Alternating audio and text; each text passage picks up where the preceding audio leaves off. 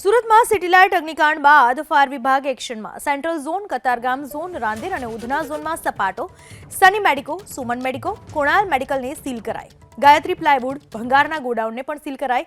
જીવનદીપ કોમ્પ્લેક્સની 17 દુકાનો સીલ. કતારગામમાં 4 ભુજા આર્કેડની 68 દુકાનો seal. Shopping સેન્ટરના બેઝમેન્ટમાં આવેલ શોરૂમ સીલ.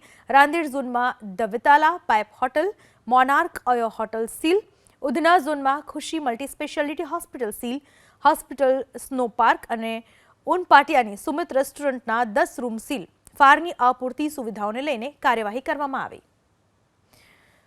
સુરતમાં સપાટો બોલાવવામાં આવ્યો. દુકાનો અને ઇમારતો સીલ કરવામાં આવી છે. શોપિંગ સેન્ટરના બેઝમેન્ટમાં આવેલ શોરૂમને પણ સીલ કરવામાં આવ્યા છે. ફાયર એનઓસી ન હોવાના પરિણામે આ કાર્યવાહી કરવામાં આવી છે. સેન્ટ્રલ ઝોન, કતારગામ, રાંદેર, ઉધના આ તમામ ઝોનમાં ફાયર વિભાગ એક્શનમાં આવ્યું.